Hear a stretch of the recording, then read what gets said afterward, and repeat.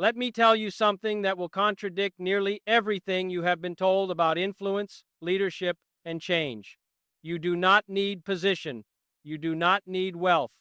You do not need unanimous agreement or perfect timing or freedom from fear.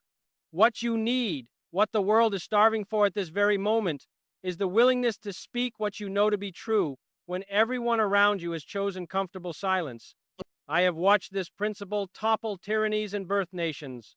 I have seen it transform ordinary citizens into moral giants, and I have seen its absence reduce powerful men to footnotes in history. One honest voice can change everything. Everything. My friend, you have clicked on this video for a reason. Perhaps you are exhausted by a culture that rewards the loudest voice rather than the truest one. Perhaps you have watched institutions you once trusted succumb to groupthink and moral cowardice. Perhaps you carry within you a conviction about your workplace, your community, your nation that you have not yet found the courage to express. Or perhaps you are simply weary of feeling powerless in a world that seems to be moving in directions that violate your deepest sense of what is right. I understand this weariness because I have lived it. I have stood before rooms full of powerful men who wanted me to echo their consensus, and I have felt the terrible isolation of knowing that consensus was built on convenient falsehood rather than difficult truth. I have watched good people remain silent, not because they lack conviction, but because they lack the framework to understand that their voice, their individual, imperfect, uncertain voice, could actually matter. You feel powerless because you believe change requires resources, position, or collective agreement you do not possess. I will show you why that belief is the greatest lie ever told to keep ordinary citizens from discovering their extraordinary power. You remain silent because you fear being wrong, being rejected, or standing alone. I will share with you the truth I learned in the darkest moments of the Cold War, that moral courage is not the absence of fear, but the willingness to speak despite it, and that history reserves its highest honor not for those who were always right, but for those who were always honest. You have been taught that one voice cannot possibly matter against the machinery of media, politics, and institutional power. I will demonstrate through stories from my own experience and the experience of those who changed the course of nations that this machinery exists precisely because powerful interests fear what happens when one honest voice finds its courage. I am not speaking to you as a historian analyzing my presidency from comfortable distance. I am speaking to you as a man who led a nation through the closest brush with nuclear annihilation in human history, and who discovered that in those moments of ultimate consequence, what mattered most was not military might or diplomatic maneuvering, but the willingness to speak plainly about what was at stake and what our values demanded, regardless of political calculation. I have studied courage not as an academic subject, but as a daily necessity. I have written about it, legislated with it, and governed by it. And I have learned that the force that changes everything is not genius, not charisma, not even rightness of position, but simple, unflinching honesty spoken when silence would be safer. By the end of our time together, you will understand that you are not powerless. You will possess a framework for distinguishing between the cowardice that masquerades as prudence and the true wisdom that sometimes counsels patience. You will know how to find your voice even when it shakes, how to speak truth even when you stand alone, and how to create change not through volume but through the unshakable conviction that comes from aligning your words with your conscience. Most importantly, you will leave here with the knowledge that has sustained me through every crisis, that the rights of man come not from the generosity of the state but from the hand of God, and therefore your obligation to speak truth comes not from whether others will listen, but from the simple fact that you are human and endowed with the capacity for conscience. This is not motivation. This is not inspiration. This is the transmission of a principle I have proven in the crucible of leadership, and that you can apply wherever you stand. Before I give you the principles, I want to take you with me into the moments that forged them, because wisdom means nothing if it has not been tested against reality. These are not stories designed to glorify my service. They are stories of human beings discovering what happens when conscience meets crisis. I want to tell you about watching a senator whose name you would recognize, a man who represented a state where public opinion ran 90% against the position his conscience demanded he take. This was not a matter of political strategy or calculated risk. This was a man facing the complete destruction of everything he had built over decades of public service. I watched him receive threats against his family. I watched his party abandon him at fundraising dinners where he suddenly found himself sitting alone. I watched his financial support evaporate as donors made it clear they would not back a man who defied the clear will of his constituents. The pressure was not subtle. It was crushing, relentless, designed to break him. His advisors pleaded with him. His closest friends counseled compromise. Even members of his own family questioned whether this single vote was worth sacrificing everything. And I will tell you, there were moments when I saw the weight of it in his eyes. Moments when the temptation to simply go along, to preserve what he had built, must have been nearly overwhelming. But I watched him walk onto the Senate floor that day, and his voice shook slightly when he began to speak, not from fear of the crowd, though he knew what awaited him, but from the weight of standing alone against such terrible odds. He spoke for 11 minutes. He did not raise his voice. He did not attack his opponents. He simply explained with painful honesty why his conscience would not permit him to vote as his party, his state, and his political future demanded. When he finished, the room was silent. Not the silence of agreement, but the silence of recognition that something rare had just occurred. 3 days later, that bill was defeated. Not because he had marshaled facts the others lacked, not because he possessed some rhetorical genius, but because in that chamber, surrounded by calculation and compromise, he had spoken one thing that was in desperately short supply, the truth as he genuinely saw it, regardless of consequence. That vote ended his political career. He was not reelected, but 3 years later, that vote was vindicated by history, proven right in ways that even he had not fully foreseen. Yet here is what matters most. He cast that vote when vindication seemed impossible. He spoke when history offered him no guarantee that anyone would remember, let alone honor, his courage. I learned something that day that I want you to understand deeply. An honest voice does not wait for safe conditions. It creates them. It does not calculate the odds of success before speaking. It speaks because speaking is what integrity demands, and it trusts that truth has a power that transcends immediate circumstances. That senator taught me that moral courage is not a strategy for winning. It is simply the refusal to participate in a lie, regardless of what that refusal costs. Now let me take you into a different kind of room, at a different kind of moment. In October of 1962, I sat in a room with military commanders whose names you would know, men whose entire careers had been built on decisive action, on meeting threats with overwhelming force. The intelligence before us was clear. Soviet nuclear missiles in Cuba, 90 miles from our shores. The threat was not theoretical. It was real, immediate, and potentially catastrophic. The recommendation from these commanders was unanimous. Immediate invasion of Cuba. Surgical airstrikes followed by ground forces. Every instinct of their training, every precedent in their experience, every pressure of that moment pointed toward military action, and I will tell you, their arguments were not foolish. They were grounded in military doctrine, supported by intelligence, and delivered with the kind of certainty that can be very persuasive when you are the one who must decide. And then one voice, belonging to a general whose entire life had been defined by military decisiveness, said quietly, "Mr. President, I believe we should wait." 4 words. That was all.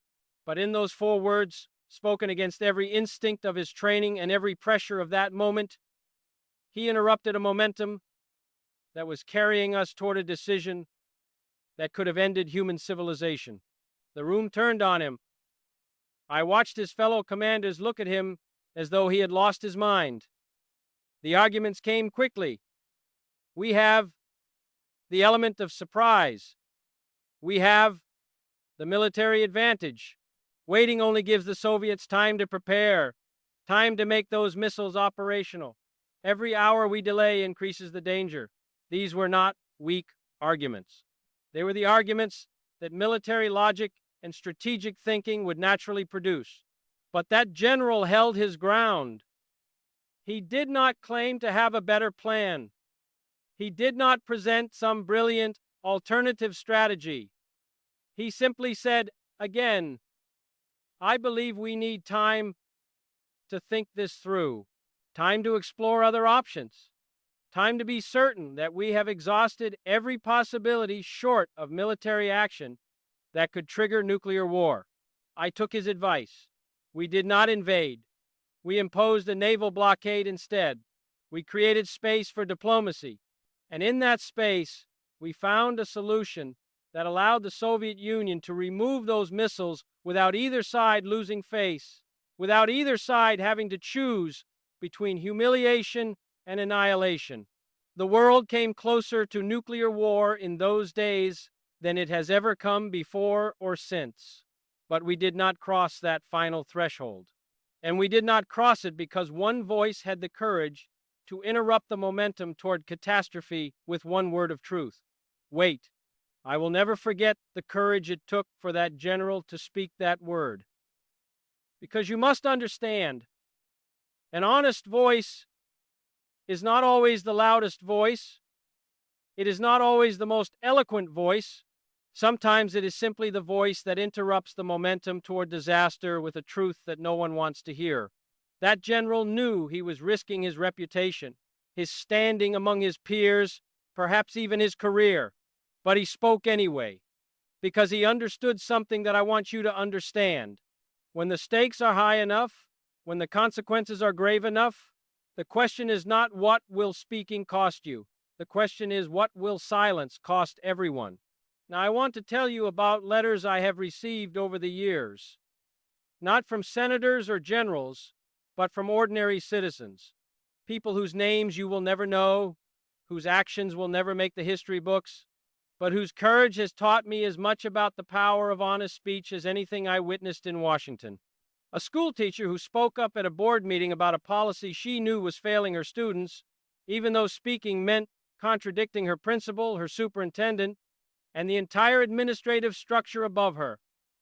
She told me later that her hands shook so badly she could barely hold her notes, but she spoke because she could not bear to remain silent about something that was harming the children in her care.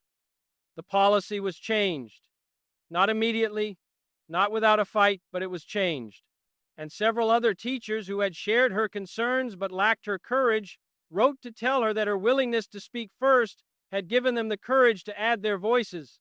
A factory worker who refused to sign a loyalty oath he believed was unjust, not because he was disloyal, but because he believed the oath violated the principles of free speech and free thought that he understood to be the foundation of American liberty. He lost his job. He struggled to find work for months, but he told me that he never regretted his refusal because looking his children in the eye each evening mattered more to him than any paycheck. A mother who wrote to her local newspaper about segregation when her neighbors threatened to ostracize her family. She did not write eloquently. She did not cite constitutional law or make sophisticated arguments. She simply wrote that she could not teach her children that all people are created equal while remaining silent about laws and customs that treated people as though they were not equal. Her letter created a firestorm, but it also started a conversation in that community that had been avoided for too long. These were not people seeking glory. They were not people with special gifts or special positions. They were people who discovered that remaining silent cost them something they could not afford to lose, their own sense of integrity. And every single one of them reported the same experience. That the moment they spoke, they discovered they were not as alone as they had feared. That their honest voice had given permission to others to speak as well. That courage, once demonstrated, becomes contagious. An honest voice does not merely speak truth. It gives permission to others to remember their own conscience, to rediscover their own capacity for courage. This is the multiplication effect that makes individual honesty so powerful. You do not need everyone to agree with you before you speak. You need only to speak honestly, and you will discover that you were never as alone as you feared. Now you know the moments that taught me. You have seen courage in the Senate chamber, in the Situation Room, and in the living rooms of ordinary citizens. Now let me tell you what these moments reveal about the nature of truth, power, and change, and how you can apply these principles wherever you stand. The stories I have shared point to principles that govern not just political leadership, but human leadership in every domain. These are not abstractions. They are laws as reliable as gravity and just as indifferent to whether you believe in them. The first and most important principle is this: you do not need to be certain you are right. You need only to be certain that you are honest. I have watched more damage done by men who were absolutely convinced of their rightness than by men who spoke their genuine uncertainty with integrity. Certainty can be a form of arrogance. It can close the mind to evidence, to other perspectives, to the possibility that you might need to revise your understanding, but honesty is different. Honesty simply requires that you speak what you genuinely believe to be true, even if you acknowledge that you might be wrong, even if you remain open to correction. When I addressed the nation about civil rights, I did not claim to have all the answers. I did not pretend to know the perfect path forward through one of the most complex and painful issues in American history. I claimed only that segregation was morally wrong, and that our Constitution demanded we act on that knowledge. The specifics could be debated, the timeline could be discussed, the methods could be refined, but the fundamental truth could not be compromised by my uncertainty about the perfect solution. Understand this deeply. The voices that change history are not always the most educated or the most eloquent. They are the most honest. They are willing to say, I do not know the solution, but I know this current path violates what we claim to believe, and to say it loudly enough that others must reckon with it. This is crucial, because the demand for certainty is often used as a weapon against honest speech. If you wait until you are certain, until you have perfect knowledge, until you can answer every possible objection, you will wait forever. And while you wait, injustice continues, corruption flourishes, and the lie becomes more deeply entrenched. Your moral obligation is not to be certain. Your moral obligation is to be honest about what you see, what you know, and what your conscience demands, even if your knowledge is incomplete. Democratic society depends on citizens who are willing to speak from honest uncertainty rather than remaining silent until they achieve impossible certainty. This is what distinguishes a living democracy from a dead one. In a living democracy, citizens speak, they debate, they question, they revise their views as new evidence emerges. In a dead democracy, citizens remain silent until some authority gives them permission to speak, and by then the permission is worthless because the decision has already been made. The second principle I must share with you is perhaps the hardest truth I can offer. Silence is not neutrality, it is always a choice. In Germany in the 1930s, millions of good people convinced themselves that their silence was a form of neutrality, that by not speaking they were not participating. They learned too late that silence in the face of evil is not neutrality, it is consent. I need you to understand this because it goes against everything your comfort wants you to believe. When you see injustice and say nothing, when you witness corruption and look away, when you know truth and choose comfortable falsehood, you have not remained neutral. You have chosen a side. You have chosen the side of power over principle. You have used your silence to ratify what your conscience condemns. This is perhaps the most uncomfortable truth I can share with you because it removes the refuge that silence offers. You cannot tell yourself that you are merely staying out of it. You cannot convince yourself that your silence does no harm. Your silence does harm because it creates the impression that there is no opposition, that everyone agrees, that the current course is acceptable. Your silence gives cover to those who are acting wrongly. It demoralizes those who might have the courage to speak if they knew they were not alone. The ordinary rhythms of life create a powerful gravitational pull towards silence. You have bills to pay. You have relationships to maintain. You have 100 reasonable justifications for waiting, for letting someone else speak, for convincing yourself that this particular moment is not the moment that demands your voice. I understand these pressures. I have felt them. But I tell you this, if you wait for the moment when speech is safe, when consensus has already formed, when standing up requires no courage, you have waited until your voice no longer matters. An honest voice creates the turning point. It does not wait for one. It speaks when speaking is hard, when the outcome is uncertain, when the cost is real. And in speaking, it changes the conditions that made speech necessary. This is the paradox of moral courage.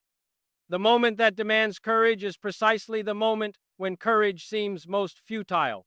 But it is in that moment that courage has the most power because it breaks the spell of collective silence. History will not ask you whether your silence was comfortable or your reasons were plausible. History will record only whether you spoke or whether you remained silent. And that record will define not just how history remembers you, but how you remember yourself. Here is where many well-intentioned people lose their way. They calculate whether speaking will work before they decide to speak. They ask, will anyone listen? Will this change anything? Will I suffer for nothing? These are natural questions, but they are the wrong questions. The right question is simply this: is this true, and does my conscience demand I speak it? I cannot promise you that your honest voice will always produce the outcome you desire. I can only promise you that your dishonest silence will always produce an outcome you deserve to regret. History is littered with men who calculated their way into moral cowardice, convinced they were being strategic, and history remembers them not at all. Meanwhile, history honors those who spoke from conscience without guarantee of success, because those are the people who made success possible for others, even when they did not live to see it themselves. Your obligation is not to guarantee results.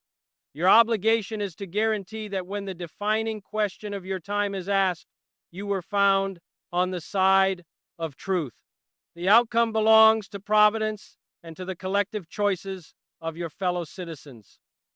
Your voice belongs to you, and it is the one thing you can control with complete certainty. You cannot control whether others will listen.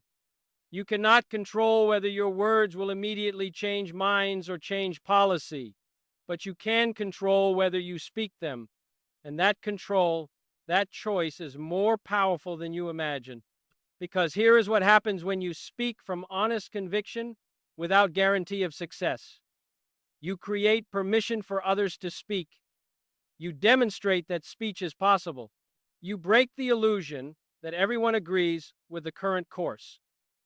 Even if you accomplish nothing else, even if your immediate impact seems negligible, you have changed the landscape.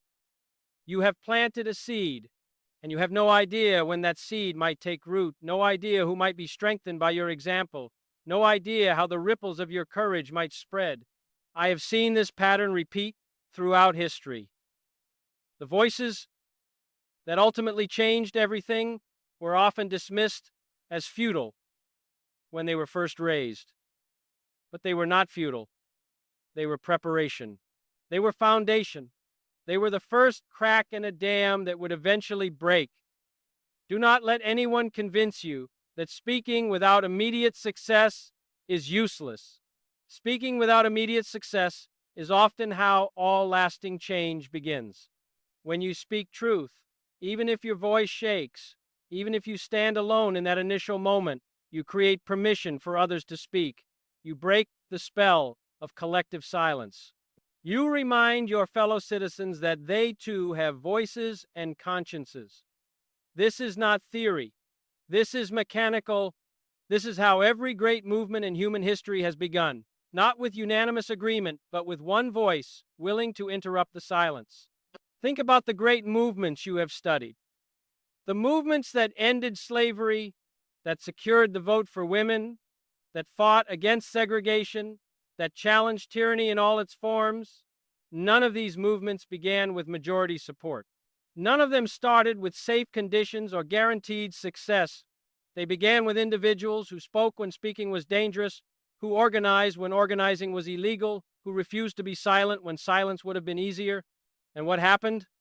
Their honest voices found other honest voices. The courage of one inspired courage in another.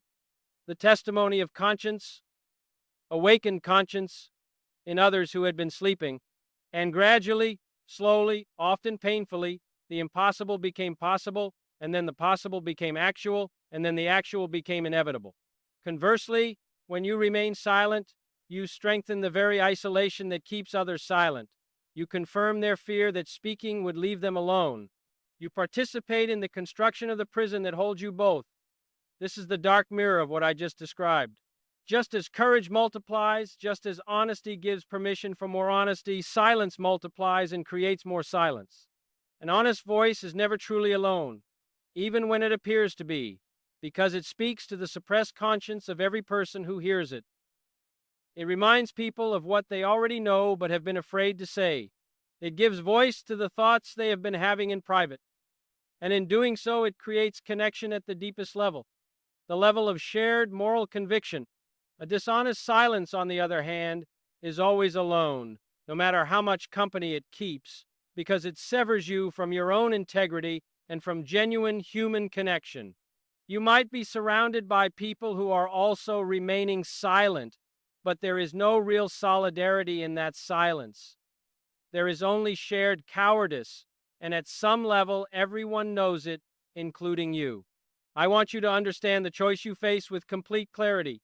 You can speak from honest conviction and risk standing alone temporarily, while creating the possibility of genuine connection and meaningful change.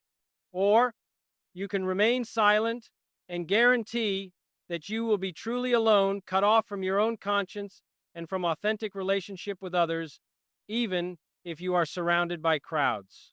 Let me address the fear that I know holds many of you back. The fear of what speaking will cost you. This fear is rational. Speaking truth can cost you relationships, opportunities, comfort, and safety. I do not minimize these costs. I have paid some of them myself.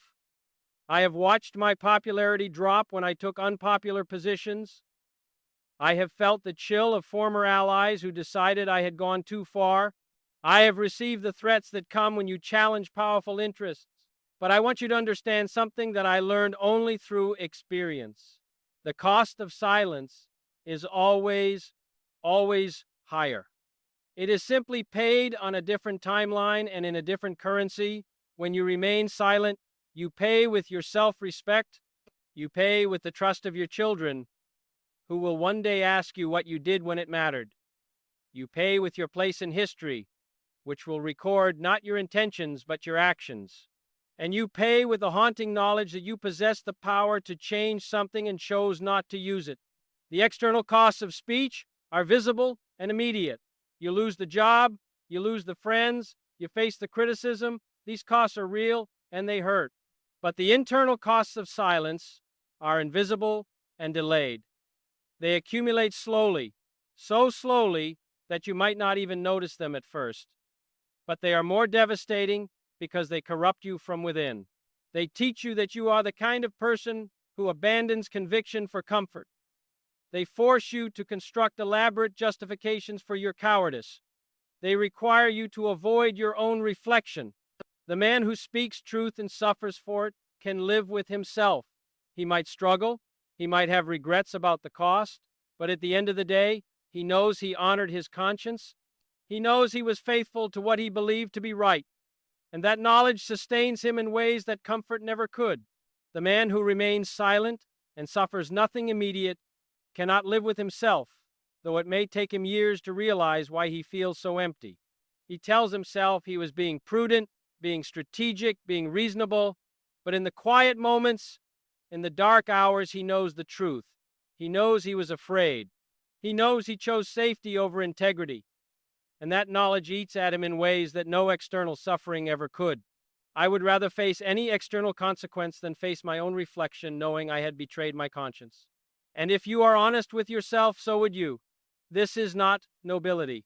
This is simply the recognition that you have to live with yourself, and the person you become through your choices matters more than anything you might gain or lose through those choices. You now possess the principles. You understand why honest speech matters, how it functions, and what it costs and creates. Now I want to give you something practical, something you can do today, this week, this month, to become the voice that your time demands. Principles without practice remain intellectual curiosities. I want to equip you with specific steps, not because I believe in formulas, but because I believe courage is often simply the accumulation of small acts of honesty that prepare you for the large ones. Begin here. Once each day, in a situation where dishonesty or silence would be easier, speak the truth. It need not be dramatic. It need not be heroic. Correct a false assumption in a meeting. Admit you do not know something you are expected to know. Express disagreement with a consensus you believe is wrong. Acknowledge a mistake you made rather than letting someone else take the blame. Tell someone a difficult truth they need to hear rather than offering comfortable reassurance. The content matters less than the habit. You are training yourself to recognize the fork in the road between truth and comfort and to reflexively choose truth. You are teaching yourself that the momentary discomfort of honesty is preferable to the sustained corruption of dishonesty. You are discovering that honesty, like any skill, becomes easier with practice. This is not heroism. This is preparation. The man who has practiced honesty in small things will find it when large things demand it. The man who has not practiced will find only familiar patterns of silence, patterns so deeply grooved that he will not even recognize the moment when courage is required. He will simply do what he has always done, which is to remain silent and tell himself he had no choice. But you are building different patterns. Every day that you choose honesty over comfort, you are writing new programming. You are teaching yourself that you are the kind of person who speaks truth regardless of consequence. And when the large moment comes, when history presents you with the choice that will define who you are, you will not have to find courage from nothing. You will simply do what you have practiced doing. Each evening, write one paragraph answering this question. What did I witness today that violated my sense of what is right? And did I speak or did I remain silent? This discipline does two things. It keeps your conscience active, and it creates a record that will not allow you to convince yourself that your silence is rare or justified. If you spoke, examine your motives. Did you speak from courage or from anger? Did you speak from truth or from ego? Were you defending principle, or were you simply enjoying the drama of conflict? This examination matters because not all speech is honest speech. Sometimes we speak from wounded pride or personal resentment and dress it up as moral conviction. The evening examination helps you distinguish between honest courage and self-serving posturing. If you remain silent, examine your justifications. Were they wisdom or were they cowardice dressed as prudence? Did you remain silent because speaking would have been genuinely unproductive, or did you remain silent because speaking would have been uncomfortable? Were you waiting for a better moment, or were you simply hoping the moment would pass? This examination is difficult because it requires you to be honest with yourself about yourself. But it is essential. You will see patterns. You will see the same justifications appearing again and again. You will see the same fears operating in different situations. You will see opportunities you missed. This seeing is the beginning of changing, because once you recognize the pattern, once you name the fear, you can begin to challenge it. You can begin to ask yourself, is this fear legitimate, or is it simply the voice of comfort trying to override the voice of conscience? Identify the one issue in your sphere, your workplace, your community, your family, where you know truth is being suppressed and where you have remained silent. Write out in clear language what you believe to be true about this issue.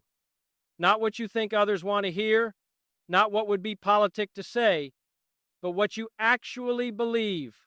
You may not speak it today, the moment may not be right, the circumstances may not be favorable, but having written it, having clarified it, having removed it from the realm of vague conviction into the realm of articulable principle, you have prepared yourself. When the moment comes, and it will come, you will not be searching for words. You will be choosing whether to use the words you have already found. This preparation matters because the moment that demands courage usually arrives without warning. You do not get time to compose your thoughts. You do not get time to weigh your words. You either speak or you remain silent, and the decision must be made quickly. The person who has already clarified their conviction, who has already found the words, is far more likely to speak than the person who must do all of that work in the moment while fear is screaming at them to stay quiet. Find one other person whom you believe shares your suppressed conviction. Speak to them privately. Say, I believe this, and I have been afraid to say it publicly. Have you felt the same? You will be shocked how often the answer is yes. And in that private acknowledgement, you create the beginning of what will become public courage. An honest voice that finds even one ally is exponentially more likely to speak and exponentially more likely to be heard. Because you no longer bear the weight alone. You no longer face the fear of complete isolation.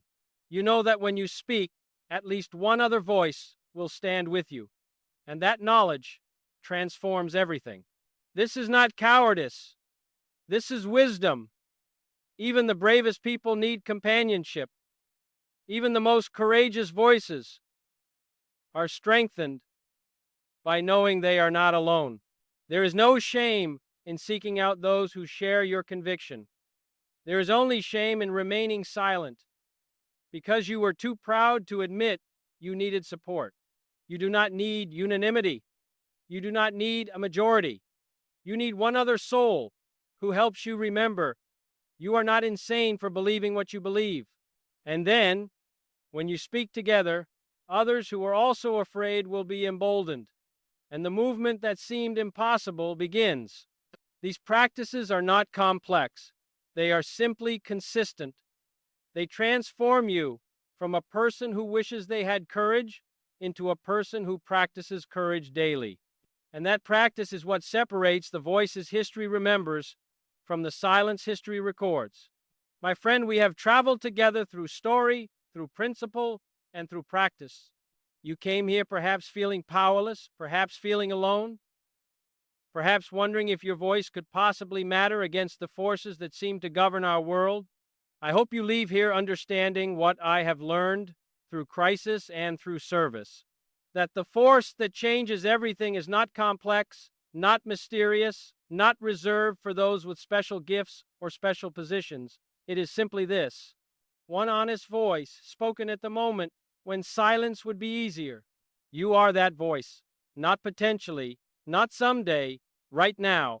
In your workplace, in your community, in your family, there is a truth that needs speaking, and you are the one positioned to speak it. Not because you are special, but because you are there, you are awake, and you are equipped with conscience. The nation does not need more brilliant people who remain silent. It needs ordinary citizens who remember that courage is not the absence of fear. It is the willingness to speak despite it. It needs men and women who understand that the rights of man come not from the generosity of the state, but from the hand of God. And therefore your obligation to speak comes not from whether others will listen, but from the simple fact that you are human. I cannot promise you that your voice will always be welcomed. I cannot promise you that truth will always prevail in your lifetime. But I can promise you this, that the voice that speaks from honest conviction is never wasted, never forgotten, and never powerless, even when it appears to accomplish nothing immediate. Because an honest voice does not merely state facts, it reminds your fellow citizens of their own capacity for courage. It breaks the spell of collective silence. It creates the permission and the possibility for others to speak. And in that multiplication, in that awakening, that is where history turns. Your place in that history is not determined by your position or your resources. It is determined only by your willingness to speak what you know to be true when silence would be safer.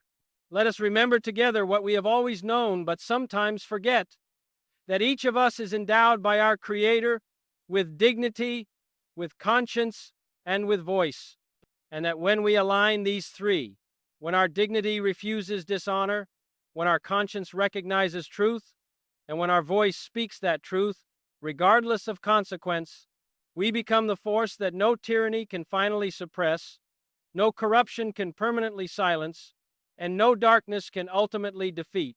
You are not powerless. You never were. You are simply being asked to remember who you are and what you possess. An honest voice, the thing that changes everything. If this teaching has stirred something in you, if you recognize yourself in these stories, if you feel the weight and the possibility of your own voice, I ask you to do three things. First, subscribe to this channel so that we can continue this conversation. There is much more wisdom to explore together, and I want to walk with you through it. Second, if this message resonated with you, press the like button. It helps others who need to hear this find their way here. And third, most importantly, leave a comment below telling me where is the place in your life right now where you know you need to speak and what has held you back. Your honesty will encourage others, and this community will strengthen your courage. Remember, one honest voice can change everything. Let yours be heard